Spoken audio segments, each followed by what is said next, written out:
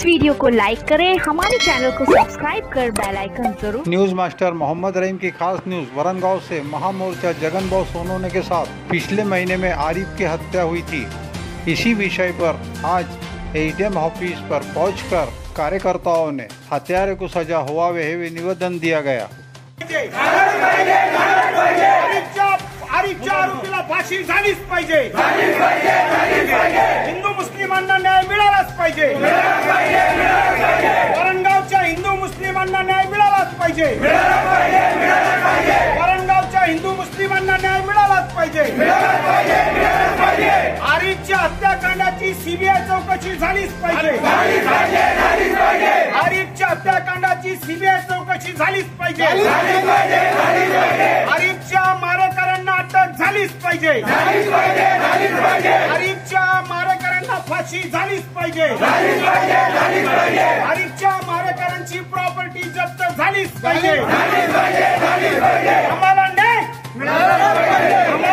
आज Varangaon police station येथे आम्ही हजारो हिंदू मुस्लिमांचा सर्वपक्षीय असा आक्रोश मोर्चा वरणगाव पोलीस स्टेशनवरती नेला आणि वरणगाव पोलीस स्टेशनवरती मोर्चा नेल्यानंतर त्या ठिकाणी आरिफ अली, समद अली यांची जी हत्या करण्यात आली, निगुर्ण हत्या गेल्या महिन्याला आणि 4 तारखेला, तर आज या हत्येला पूर्णपणे हत्याकांडाला 1 महिना पूर्ण झालेला आहे।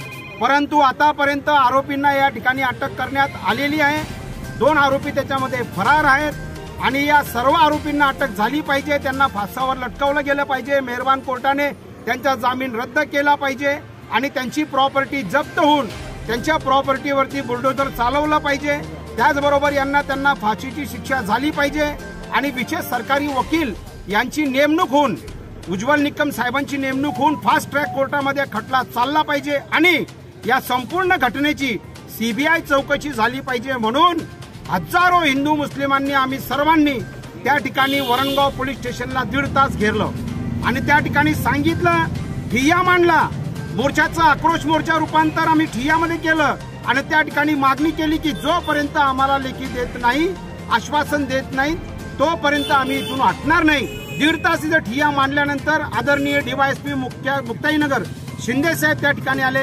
इन्स्पेक्टर वरणगाव भरतजी चौधरी साहेब तिथे आले। त्यांनी मोर्चेकरांना मार्गदर्शन केलं।